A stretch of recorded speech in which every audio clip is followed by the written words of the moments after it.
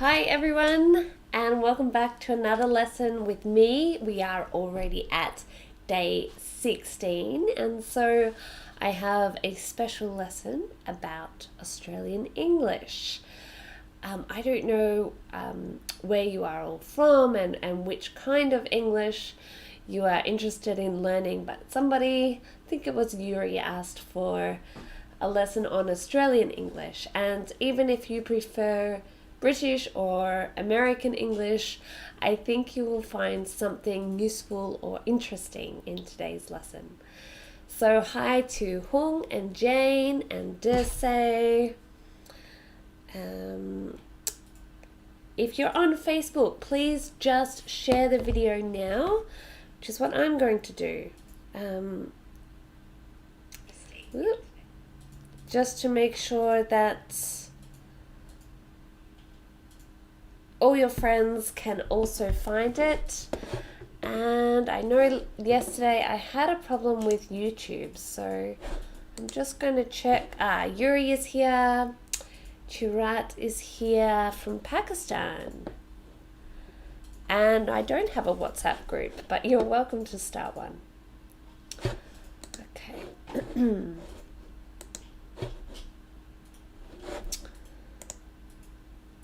All right. Hi, Maria. Good to see you again.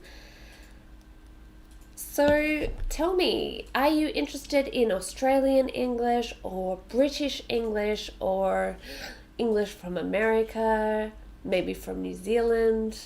Is there a specific accent that you like or that you would like to have? Hi, NM. Hi again.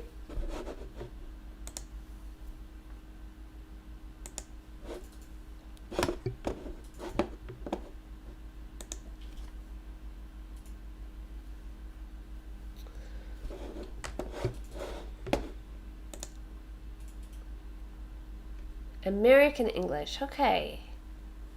You're from Pakistan. So my accent, of course I am from Australia, but I've taught English in a few different countries, and if I spoke with an Australian accent all the time, then my students couldn't understand me.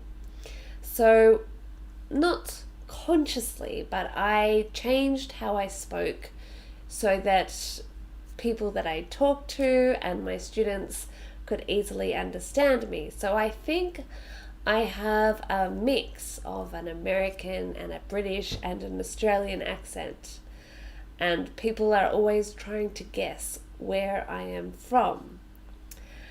So my accent isn't very strong, but it is technically, or it should be, Australian.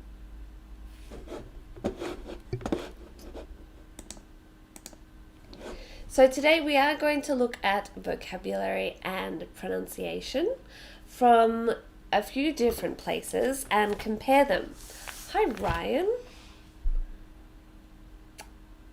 Hi, you want to teach or learn Australian English? Well then, this might be useful for you, Jane.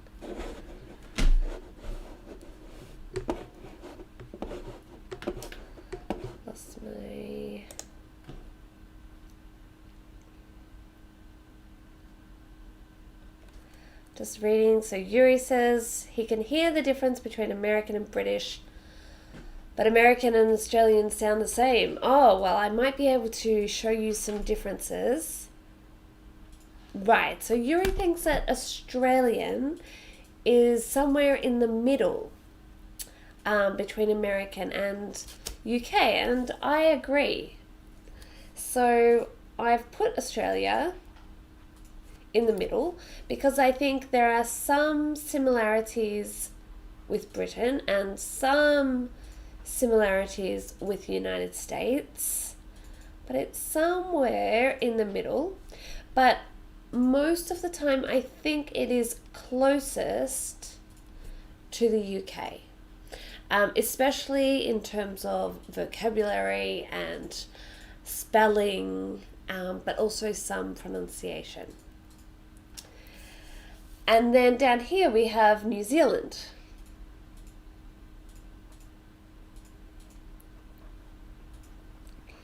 And their accent is also very similar to ours, but there are some vowels that are a little bit different and some words which only they have. But that's probably a lesson for another day. Hi, Mahmood. Okay, so let's have a look at some vocabulary. So our first word, and I've got a picture here, I'll make it a bit bigger for you, is this warm piece of clothing, a warm top. I definitely don't need it where I live, but when I do wear it, I call it a jumper, which is the same as in the UK, but they also call it a pullover. And in America, in the United States, they say sweater or sweater because they pronounce the R. Hi, Muzda. Okay, so that's the first one, and I'll just write that in.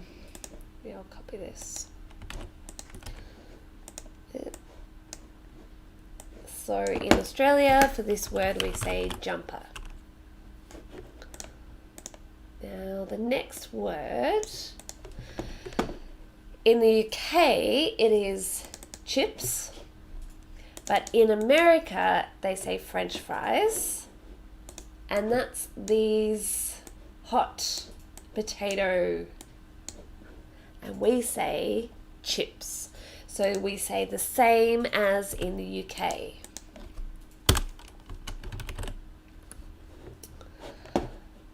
Similar but different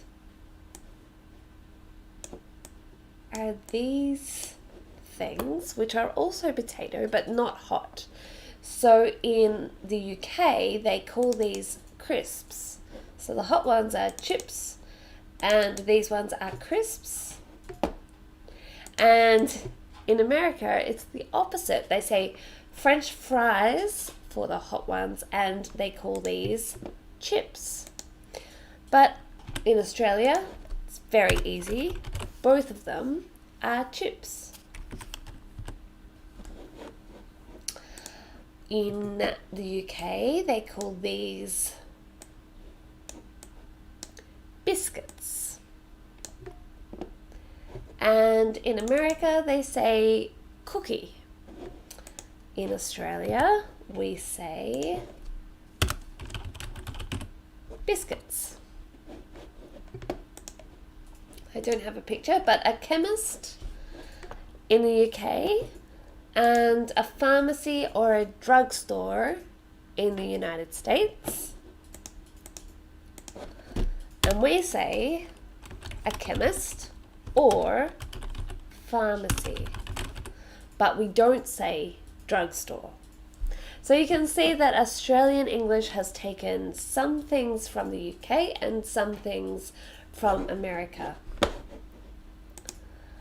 This could be a confusing one. So a holiday in the UK, so this is when you go somewhere. Okay, so not like a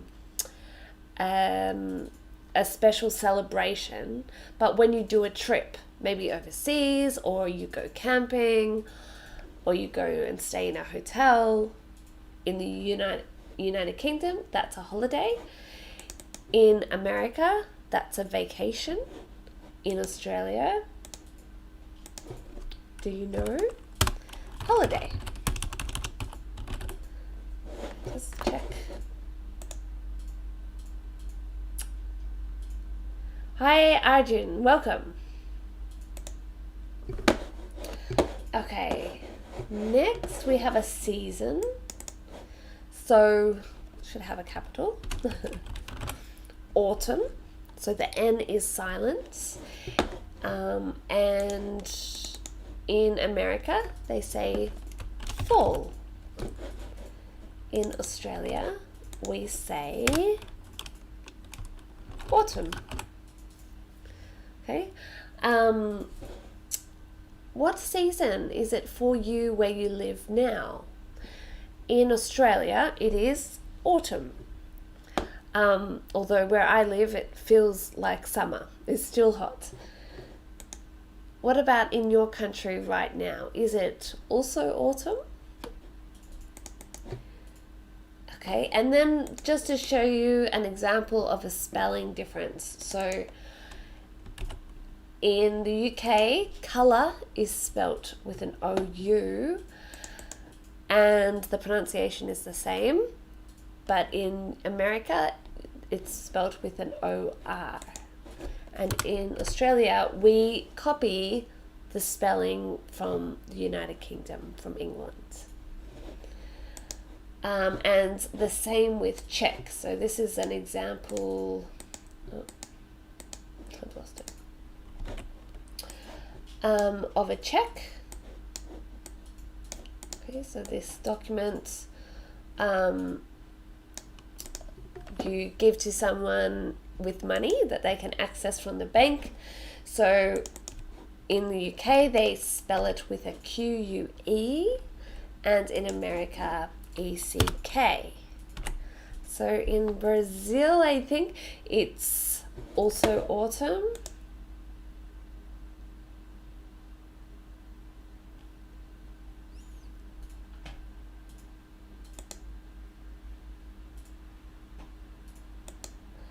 Oh, so Yuri has asked, what's the difference between holiday and holidays?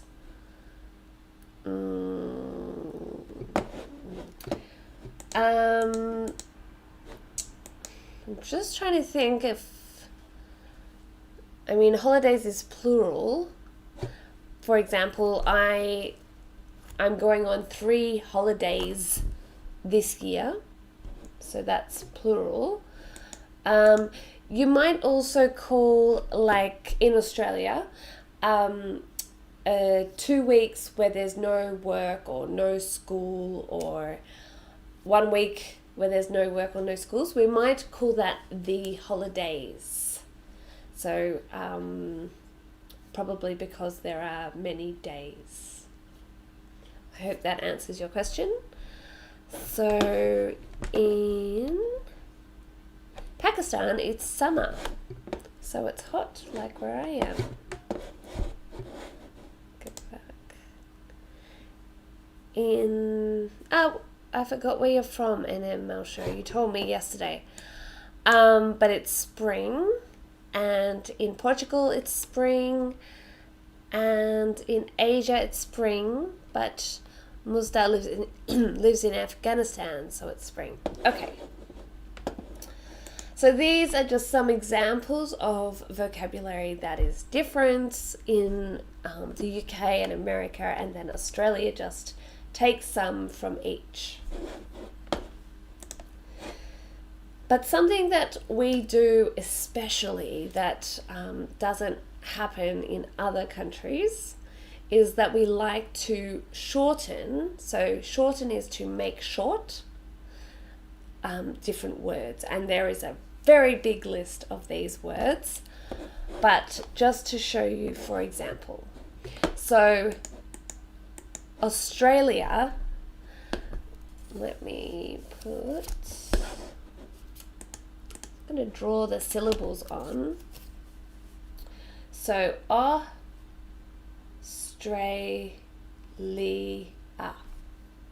and we stress this one. Now, correct pronunciation is Australia. Australia. But no Australians say it like that. Maybe if it was a very important speech or a very formal context, we would say Australia. But actually, we say Australia. Australia. And then we lose, so we put this all to make one syllable, and then sometimes we lose this, so we say Australia. Australia. Australia. Okay. So this is definitely in informal situations. but we often say Australia. To talk about Australians, so the people, we go,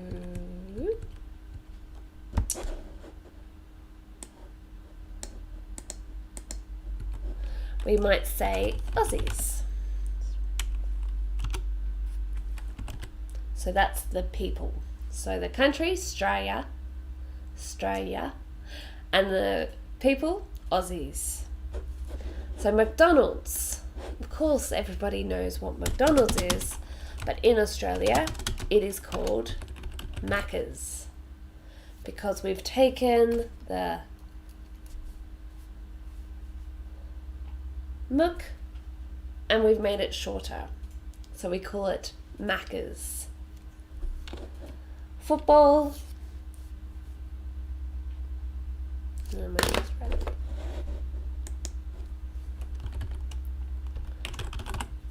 Footy. So we're talking about Australian football when we say this. Football, we say footy, as in the game or the ball. Service station, so this is a gas station in America. We say servo.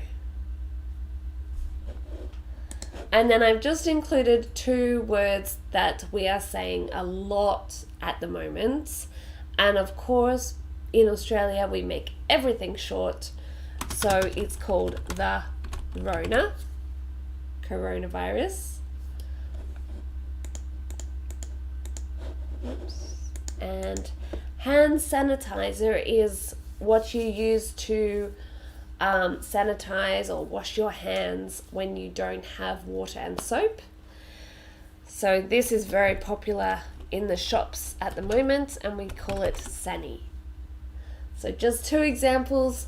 Even if we have very new words, people quickly like to shorten them, and these are all for informal situations.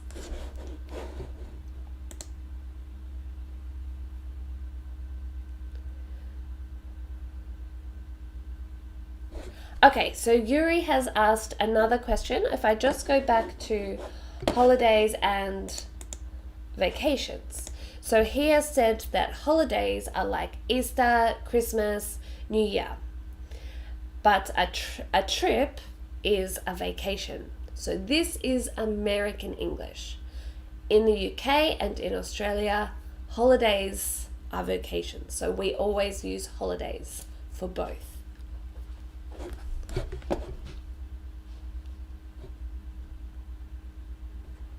Yes, Aussie English, so you don't need the S. Good. And hello, Karim. And you have a question. Ask me the question, Karim. Okay. So let's go to pronunciation. I am not a pronunciation teacher. There are some people who do this as a job, but I will do my best to explain some aspects of Australian pronunciation. So the first one is the R sound, at the end of words. For example, car. So correct pronunciation in America would be car, and you really say the sound. But in Australia, we don't really say the R. We just say car. So not car, but car. So this is only when the R is at the end of the word. So this is a common pronunciation that people notice when they come to Australia, and they're like, you're not saying the end of the word. And if we try to speak with an American accent, we always say the R, because to us, that's a really big difference. Now there is an exception, and that is when, so we have the same word, car, ending with R, but then the next word starts with a vowel sound like is, I is a vowel sound, but any vowel sound. And then we do say the R because we put it together. The car is. So it's almost like saying the car like this. And then riz. So we put the R before the next word. But if the sentence, I have a car, we just say it like this. Make sense? Okay, the second big difference with Australian pronunciation is the T sound in the middle of the word. And for example, letter. So that is very close to British pronunciation, letter, with a T pronounced. But in Australian English, we say it more like a D sound. So we say letter. Now this word has the R and the T in the middle. So not only do we say letter and not letter, but we've got the D instead of the T sound. So in British English, they would definitely say the T sound. So they would say letter. In America, they also changed the T to a D sound, but they do pronounce the R. So they would say letter. And then we change the T to a D, but we don't say the R, so we say letter. So one word, but three very different pronunciations. And another difference is the U sound when it comes after a consonant. And we say it like a Y sound. So kind of like yellow. This sound here, Y. So for example, we don't say music, we say music with a Y. Music. Tuesday, and tune. So not Tuesday, but Tuesday. Not tune, but tune. All right. So these are three really different ways of pronouncing Australian English.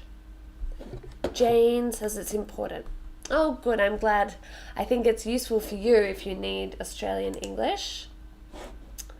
Confused. I'm every person which is better for me.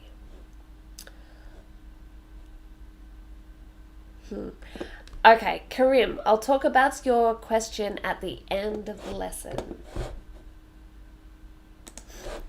Alright, so I thought I'd just give some examples of three words that are pronounced differently.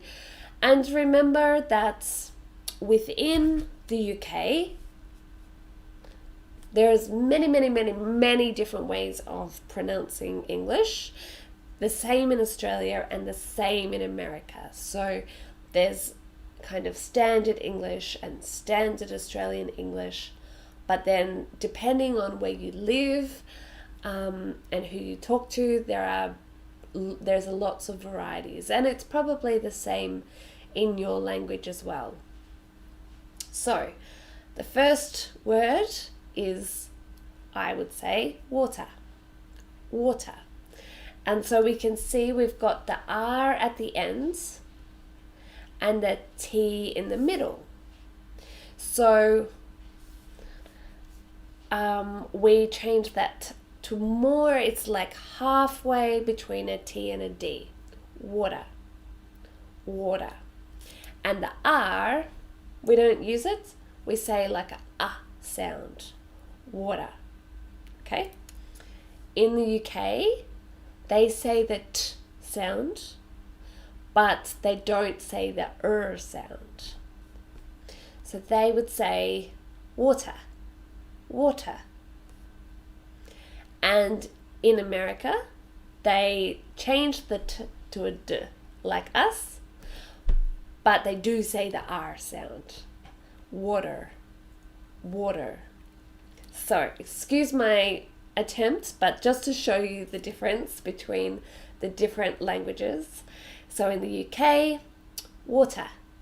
In Australia, water. And in America, water, water. Okay. So the next word, and this is actually a vocabulary difference too. So in Australia, your phone, we call it a mobile. And in America, they call it a cell phone. So they do have this word, mobile, but they say mobile, mobile. And it's something different, like a mobile home, a home that moves, that you can drive around. So they say mobile, and we say mobile. Another one which is really important, I think, is these two words, because in the United States, they are pronounced very similar. So in America, you would say can and can't. Can and can't. So very similar, but in Australia, can and can't. Can and can't. We probably don't say this t. Sometimes it's hard to hear the t sound, but you can hear the vowel difference. So can and can't, aren't. And that's also the same in the United Kingdom. So in Australia, these words sound quite different.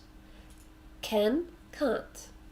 And in America, can, can't. The only difference is the t sound, which is quite interesting. Okay, it's also important if you're in Australia and you're saying, I can't do something, and you're using the American pronunciation, we can't hear the t. Let me write the sentence for you. Where's it gone? I can't do it. So t and d are very similar. So sometimes it's hard to hear I can't do it, I can't do it, because the t and d are similar, they go together. And then if you're pronouncing it with the American pronunciation, I can't do it, then we just hear I can do it. But if you're pronouncing it our way, I can't do it, even if we can't hear the t sounds, you've used the r sound, so we know you mean can't, cannot. Make sense? All right. Let's see.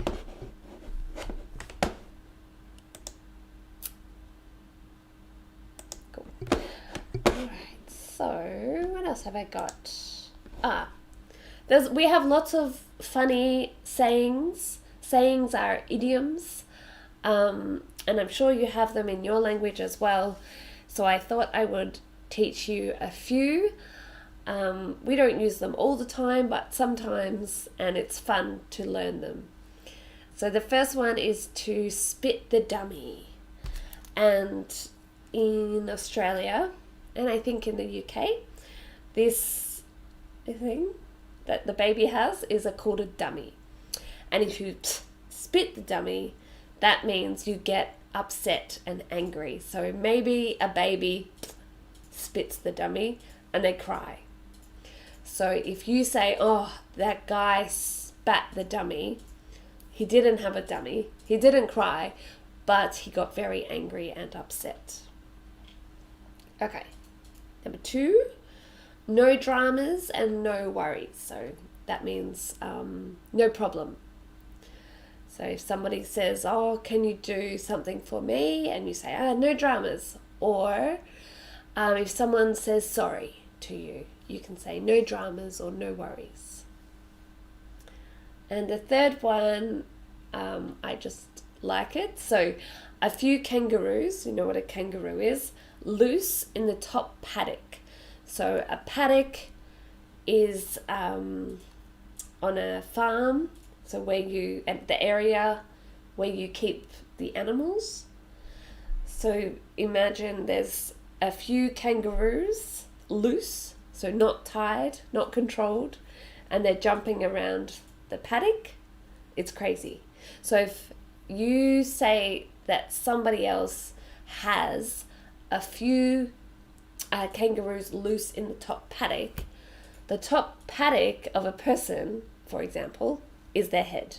And if they have kangaroos jumping around their head, they're crazy. So instead of saying someone is crazy, you can say, oh, they've got a few kangaroos loose in the top paddock. And lastly, and this one is used very often, I'm stoked, and that means I'm pleased, I'm really, really happy, I'm thrilled. So that's a really common slang in Australia. Okay. So if you like this lesson, you might like my other lessons. So I'm just sharing the link again to the page that has all of these lessons. So 16 lessons so far in the 30-day challenge. And I made another video. So if you're interested in learning more about Australian English, then you can check this video on YouTube. And there's a lot more vocabulary in that video. Now, Karim has asked a good question. Which English should he learn? So, he's Arabian. Which language is better, American or England, or now Australian? It really depends on on why you are learning English. So if you are learning English for work, then where are you going to work? Are you going to work in your country and English is the common language? Then you probably just need to learn to understand many different kinds of English and also to speak very clearly. So like I would say more international English. My Australian English is not very strong because I've traveled and I teach English and people wouldn't understand me. So I would always have to repeat and repeat. So you could learn international English. So that means that you can understand many different accents. And that's not just Australian and British and American and New Zealand. That is German English, Chinese English, Japanese English. Depends on the people that you talk to, because if you're working with people from Germany, then you need to understand German English. And if you're working with people from Australia and America, well, then you definitely need to understand our English, which means you probably need to learn phrasal verbs. But if you're talking to other people who speak English as a second language, then they probably won't use many phrasal verbs, because usually it's native speakers that use phrasal verbs. But it depends. If you're going to travel to America, then you should learn American English. There isn't one English that is better than the other. But if you're not sure, then learn a little bit of each. Understand that there are differences. and try to just speak clearly. If you speak extra clear, like I try to speak, then people in every country will understand you.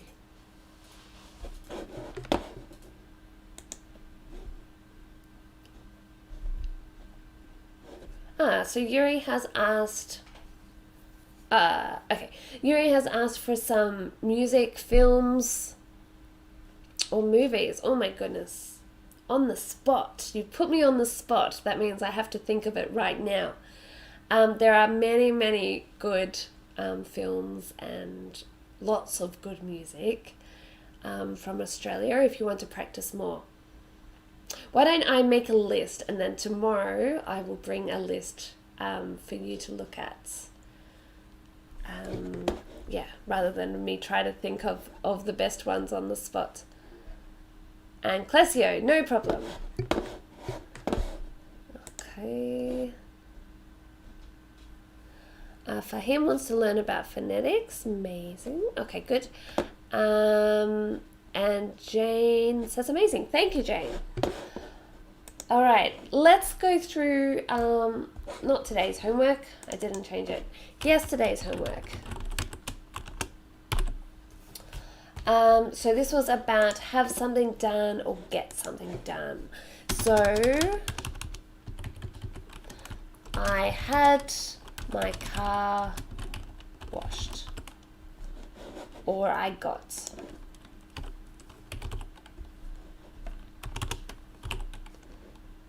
Where's it gone? Okay. This one, I had or I got my oven fixed. I had or I got the tree removed from our garden.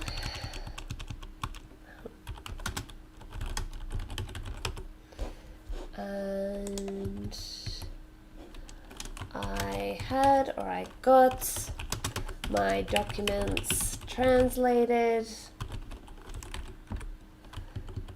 And I had or I got the house painted. Okay, so don't forget, if you want to learn this grammar that we did yesterday, it's all on that page that I just shared in the comments. So number1institute.com, language lessons Corona challenge. So the videos are there and the homework is there as well. So this was the second part. Change the sentences so that we use the structure have someone do something or get someone to do something, starting with I. And I've given you the tense as well. So I will have the taxi driver pick us up.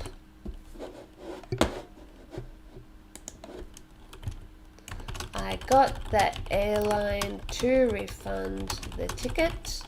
So remember, with gets, we need to include to. I had the mechanic test the brakes. I'm getting the children to eat their vegetables.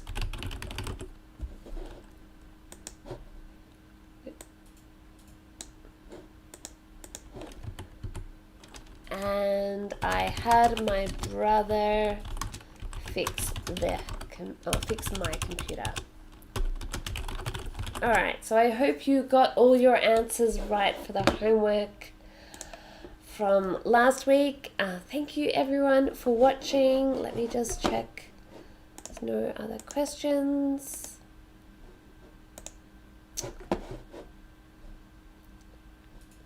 Okay. Yes, have a great day everyone, and have a good night if it's already night for you like it is for me. And I will see you tomorrow. Don't forget to let me know if there's something you would like to learn in these lessons. So thanks again, and I'll see you tomorrow for another lesson. Day 17.